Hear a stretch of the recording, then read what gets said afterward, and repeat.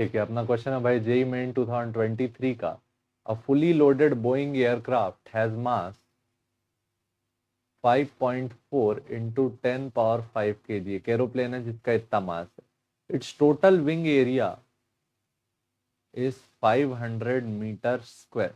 ठीक। It is in level flight with speed 1080 kilometre per hour. If the density of air rho is 1.2 kg per meter cube, the fractional increase in speed of air on upper surface of the wing, fractional increase in speed of air on upper surface of wing, देखिए यहाँ पे क्या लगेगा, airfoil effect लगेगा। ठीक है, हवा आ रही थी, हवा यहाँ दो पार्ट में डिस्ट्रीब्यूट हो जाती है, यहाँ से तो v स्पीड से ही जाएगी, लेट से इसका नाम रख देते हैं v1, और यहाँ से जो हवा जाती है इसका नाम रख देते हैं v2। तो याद रखना, जो ऊपर से हवा जाती है उसकी स्पीड क्या होती है, ज्यादा, हायर स्पीड, हायर स्पीड। और जो नीचे से हवा जाती है उसकी स्पीड क्या रहती है, लोअर स्पीड। अच्छा, इसी के कारण प्लेन उड़ पाता है। यहाँ अगर स्पीड कम है तो यहाँ हाई प्रेशर रहता है, क्या रहता है, हाई प्रेशर। और यहाँ जहाँ स्पीड ज्यादा है वहां क्या बनता है, लो प्रेशर, जिसके कारण एयर किधर मूव करना चाहती है, ऊपर की तरफ। और यहाँ हमको कौन सा फोर्स मिलता है, लिफ्ट फोर्स। ठीक। लिफ्ट किसके कारण मिलता है, ड्यू टू प्रेशर डिफरेंस। और इस इफेक्ट को आप क्या बोलते हो, एयर फॉइल इफेक्ट। इस इफेक्ट को जस्टिफाई करता है बर्नौलीज थ्योरम। तो बर्नौलीज थ्योरम का यूज करके इस क्वेश्चन को सॉल्व करेंगे। ठीक। देख, प्लेन को यह हवा उठा रही है, ठीक, और अपन क्या बोले कि प्रेशर के कारण प्लेन ऊपर उठता है, तो क्या लिखे, F up due to air is equal to क्या, mg। अब एयर कितना एफ अप लगाएगी, difference in pressure into area equal to क्या, mg। अब डिफरेंस इन प्रेशर अपने को पता लग जाएगा, यहाँ difference in pressure into area का वैल्यू दिया है, विंग एरिया 500, m का वैल्यू 5.4 इंटू 10⁵, g का वैल्यू 10। ठीक। तो ये दो जीरो से दो जीरो कटा दो तो यहाँ 4 हो गया और ये जीरो कट गया। तो डेल्टा p का वैल्यू क्या आया, 5.4 इंटू 10⁴ डिवाइडेड बाय 5। ठीक। तो दो जीरो को ओपन कर लो, 5.4 into 10 into 10 into 10⁻² divided by 5। 5 1 जा 5 2 जा, एक तो इससे मल्टीप्लाई कर दो तो ये हो गया 10.8 इंटू, इसको ऐसे ही रहने दो, वापस कर देते हैं, 10⁻3, ये आ गया पास्कल। ये आ गया pressure difference between upper and lower wing. ठीक। क्वेश्चन में हम लोग को कैलकुलेट करना है fractional increase in speed of air on the upper surface relative to lower surface. मतलब कि ऊपर का हमने क्या नाम किया था, v2, फ्रैक्शनल इंक्रीज बोला है तो v2 माइनस v1, ये हो गया change in increase in speed. अच्छा, किसके रिलेटिव में बोला है, नीचे की स्पीड में, तो v2 minus v1 upon v1 into क्या, 100। ये क्या है, percentage change in speed of upper surface relative to lower surface, ये अपने को कैलकुलेट करना है। ठीक है, ऊपर विंग की स्पीड अपॉन नीचे विंग की स्पीड अपॉन नीचे विंग की स्पीड इंटू 100। इसको ना अलग अलग कर लेते हैं, v2 upon v1 minus v1 upon v1 क्या हो गया, 1 इंटू 100। इसका वैल्यू अपने को कैलकुलेट करके देना है। ठीक।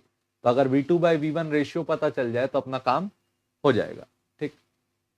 तो इसको सॉल्व करते हैं भाई, क्या अप्लाई करेंगे यहाँ, यूजिंग बर्नौलीज थ्योरम। क्या लिखेंगे, P1 plus half rho V1 square equal to P2 plus half rho V2 का स्क्वायर। अच्छा, एक चीज ऑब्जर्व करो, प्रेशर हमने हाई कहाँ बोला, 1 में, तो P1 ज्यादा है और P2 कम है, तो डेल्टा P का वैल्यू का मतलब क्या है, P1 माइनस P2। 1 नीचे का प्रेशर है, 2 ऊपर का प्रेशर। ठीक, तो P1 माइनस P2 इसको इधर ले लेते हैं। P1 minus P2 equal to क्या आया, हाफ रो, दोनों में रो है, V2 का स्क्वायर माइनस V1 का स्क्वायर। P1 माइनस P2 का वैल्यू पता है 10.8 into 10 power 3, 10.8 into 10 power 3 equal to half. Density पता है क्या, 1.2 V2 स्क्वायर माइनस V1 का स्क्वायर।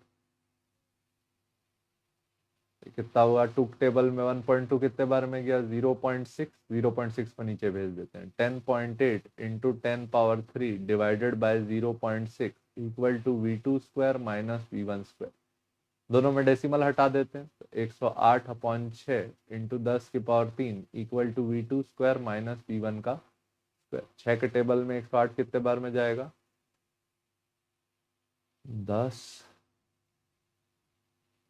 18 बार में। तो V2 square minus V1 square का वैल्यू क्या आया, 18 into 10 power 3 equal to V2 square minus V1 square. अपने को किसका वैल्यू निकालना था, V2 अपॉन V1 का। यहां से ना अपन क्या कर लेते हैं, V1 को कॉमन कर देते हैं। 18 into 10 power 3 equal to V1 का स्क्वायर कॉमन कर दिए तो क्या बचा, V1 स्क्वायर कॉमन कर दिए तो V2 square upon V1 square minus 1।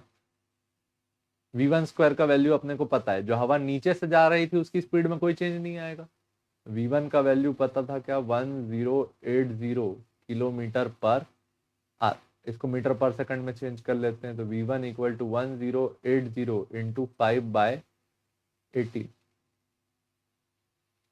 6 के टेबल में कटा देते हैं, 6 3 जा 6 के टेबल में कितने बार में आएगा, 100 बार में 600, 50 बार में 300 हो गया 900, और 900 के बाद 180, यानी कि 30 और 180 बार में आ जाएगा। और 30 के टेबल में 180 कितने बार में, 60 बार में। तो V1 इक्वल टू 60 इंटू 5 यानी कि 300। V1 का वैल्यू क्या है, 300। 18 इंटू 10 पावर 3 इक्वल टू, इसको V1 को लिख लेते हैं 3 इंटू 10 पावर 2 का square V2 square upon V1 square minus 1। ठीक, 3 का स्क्वायर कर दो तो क्या हो जाएगा, 9। 18 into 10 power 3 equal to 9 into 10 square का वैल्यू क्या हो गया, 10 पावर 4। V2 अपॉन V1 का क्या, होल स्क्वायर माइनस 1। तो 9 1 जा 9, 2 जा 10 पावर 4 इधर आ गया, तो 2 into 10 power 3 upon 10 power 4 equal to V2 upon V1 का होल स्क्वायर माइनस 1।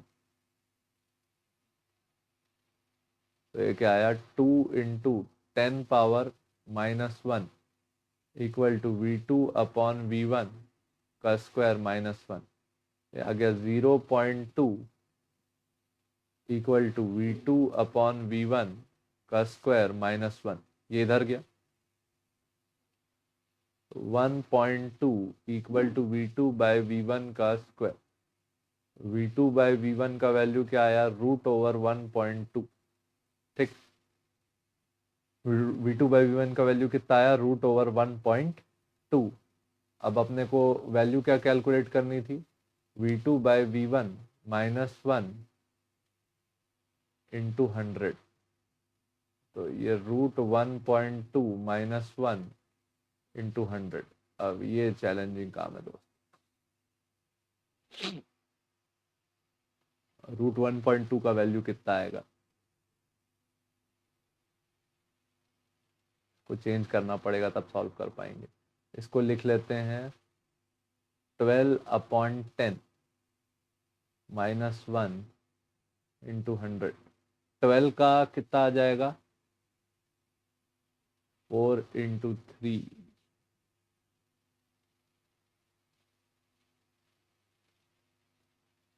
यार ये एग्जैक्ट वैल्यू वाला काम है। 1.1 1.1 का स्क्वायर क्या होता है, 1.1 का स्क्वायर होता है 1.21। तो 1.1 ले लेते हैं लगभग लगभग। 1.2 का रेशियो रूट क्या ले लेंगे, 1.1 माइनस 1 इंटू 100। ठीक, ये अजम्पशन से काम बन गया। 1.1 का स्क्वायर क्या होता है, 1.21, तो 1.1 मान ली, लगभग हो गया। 0.1 इंटू 100 तो कितना आया, 10%। ऑप्शन में है 10%। ठीक, होपफुली समझ में आया होगा। काफी लंबा क्वेश्चन है, एयरफॉइल इफेक्ट पे बेस्ड है कि प्लेन में जब हवा पास होती है तो ऊपर की हवा फास्ट होती है, नीचे की हवा स्लो होती है। नीचे की हवा स्लो होने के कारण वहां हाई प्रेशर बनता है, जिस कारण प्लेन कहाँ उठता है, ऊपर। ठीक, देखने के लिए धन्यवाद। जय हिंद।